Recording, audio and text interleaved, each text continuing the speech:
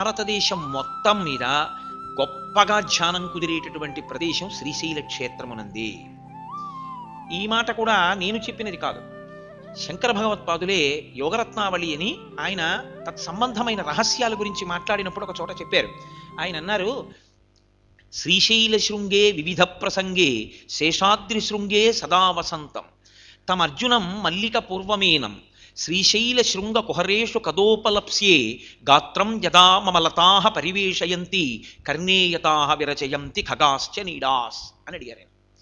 అంటే శ్రీశైల శృంగ కుహరేషు కదోపలప్స్యే, అనేకమైన ఓషధులకు పుట్టినిల్లు శ్రీశైల క్షేత్రం. అందుకే ఓషధులు కావలసిన వాళ్ళందరూ శ్రీశైల పర్వతం మీద వెతుకుతూ ఉంటారు. శ్రీశైల శృంగే వివిధ ప్రసంగే తమర్జునం మల్లిక పూర్వమేనం. శ్రీశైలలింగాన్ని గురించి మాట్లాడి ఆయన అన్నారు, శ్రీశైల శృంగ కుహరేషు కదోపలప్స్యే గాత్రం యదా మమలతాః పరివేషయంతి. నేను శ్రీశైల పర్వతంలో ఉన్నటువంటి ఒక గుహలోకి వెళ్ళి కూర్చుని ధ్యానానికి కూర్చుంటే ఎంత గొప్పగా మనసు లయమైపోతుందో తెలుసా.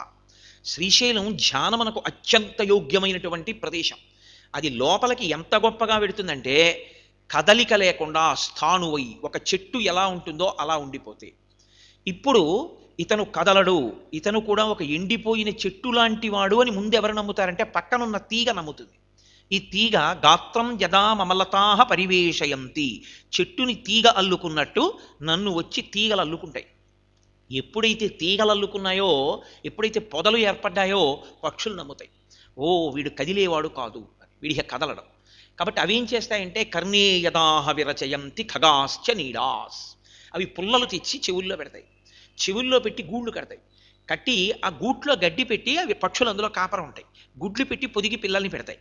తెల్లవారగానే ఓహో చప్పుడు చేస్తాయి, సాయంకాలం అవగానే ఓ అల్లరి చేస్తాయి. ఇంత అల్లరి పక్షులు గూళ్ళు కట్టుకు చేసినా, తీగలు ఒంటికి చుట్టుకున్నా ఆయన మాత్రం ఇంద్రియములు బయటి విషయములు గ్రహించకుండా వెనక్కి వెళ్ళిపోయి ఈశ్వరుణ్ణి గట్టిగా పట్టుకోగలిగినంత ధ్యానస్థితి రావాలంటే, అటువంటి సమాధి కలగాలంటే భరతఖండం మొత్తం మీద అంత ధ్యాన వైభవమును ఇవ్వగలిగినటువంటి శక్తి కలిగిన ప్రాంతము శ్రీశైల క్షేత్రం.